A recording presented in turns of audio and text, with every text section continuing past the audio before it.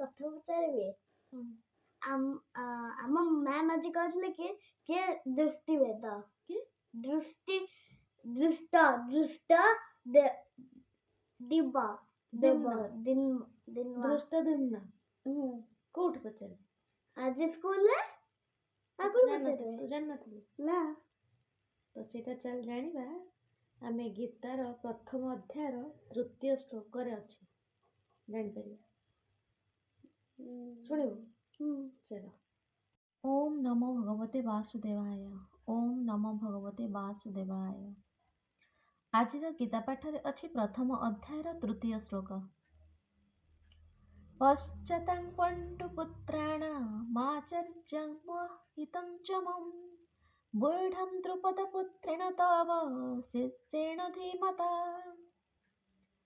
ହେ ଆଚାର୍ଯ୍ୟ, ପଣ୍ଡୁପୁତ୍ରମାନଙ୍କର ଏ ବିରାଟ ସୈନ୍ୟବାହିନୀକୁ ଦେଖନ୍ତୁ।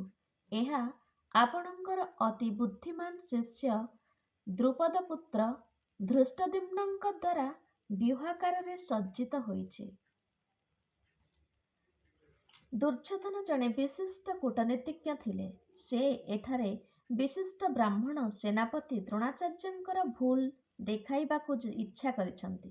ଦ୍ରୋଣାଚାର୍ଯ୍ୟଙ୍କର ଦ୍ରୁପଦ ରାଜାଙ୍କ ସହିତ କୌଣସି ରାଜନୈତିକ କଳହ ନଥିଲା। ଦ୍ରୁପଦ ହେଉଛନ୍ତି ଅର୍ଜୁନଙ୍କ ସ୍ତ୍ରୀ ଦ୍ରୌପଦୀଙ୍କର ପିତା। ଏ କଳହ ଯୋଗୁଁ ଦ୍ରୁପଦ ଏକ ବିରାଟ ଯଜ୍ଞାନୁଷ୍ଠାନ କଲେ। ସେ ଯଜ୍ଞରୁ ତାଙ୍କୁ ଏହି ବର ମିଳିଲା ଯେ ସେ ଏପରି ଏକ ପୁତ୍ର ଲାଭ କରିବେ ଯେ କି ଦ୍ରୋଣାଚାର୍ଯ୍ୟଙ୍କୁ ବଦ୍ଧ କରିବାକୁ ସକ୍ଷମ ହେବ। ଏକଥା ଦ୍ରୋଣାଚାର୍ଯ୍ୟ ଭଲ ଭାବରେ ଜାଣିଥିଲେ। ସେ ଜଣେ ଉଦାର ହୃଦୟ ବିଶିଷ୍ଟ ବ୍ରାହ୍ମଣ ହୋଇଥିବାରୁ ସେଥିପାଇଁ ଯେତେବେଳେ ଦ୍ରୁପଦଙ୍କର ପୁତ୍ର ଧୃଷ୍ଟଦ୍ୟୁମ୍ନ ଅସ୍ତ୍ରବିଦ୍ୟା ଶିକ୍ଷା କରିବା ନିମିତ୍ତ ତାଙ୍କ ଶିଷ୍ୟ ହେବାକୁ ଗଲେ, ସେତେବେଳେ ସେ ଦ୍ରୋଣ ତାଙ୍କୁ ଧୃଷ୍ଟଦ୍ୟୁମ୍ନଙ୍କୁ ସମସ୍ତ ଗୁପ୍ତ ଯୁଦ୍ଧକୌଶଳ ବିନା ଦ୍ୱିଧାରେ ଶିକ୍ଷା ଦେଇଥିଲେ। ବର୍ତ୍ତମାନ କୁରୁକ୍ଷେତ୍ର ଯୁଦ୍ଧରେ ଧୃଷ୍ଟଦ୍ୟୁମ୍ନ ପାଣ୍ଡବମାନଙ୍କର ପକ୍ଷ ଗ୍ରହଣ କଲେ ଏବଂ ସେ ଦ୍ରୋଣାଚାର୍ଯ୍ୟଙ୍କଠାରୁ ଯୁଦ୍ଧ କୌଶଳ ଶିକ୍ଷା କରିବା ପରେ ବର୍ତ୍ତମାନ ପାଣ୍ଡବମାନଙ୍କର ସୈନ୍ୟମାନଙ୍କୁ ବ୍ୟୁହାକାରରେ ସଜାଇଛନ୍ତି।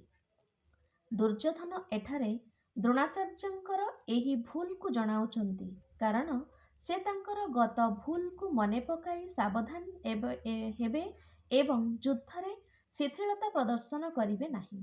ଏତଦ୍ଦ୍ୱାରା ସେ ଦର୍ଶାଇବାକୁ ଚାହାନ୍ତି ଯେ ଦ୍ରୋଣାଚାର୍ଯ୍ୟ ତାଙ୍କର ପ୍ରିୟ ଶିଷ୍ୟ ପାଣ୍ଡବମାନଙ୍କର ବିରୋଧରେ ଯୁଦ୍ଧ କରୁଥିଲା ବେଳେ ଯେପରି କୋହଳ ନୀତି ଅନୁସରଣ ନ କରନ୍ତି। ବିଶେଷ କରି ଅର୍ଜୁନ ତାଙ୍କର ଜଣେ ବଡ଼ ଅତି ବିଶିଷ୍ଟ ମେଧାବୀ ତଥା ପ୍ରିୟ ଛାତ୍ର ଥିଲେ।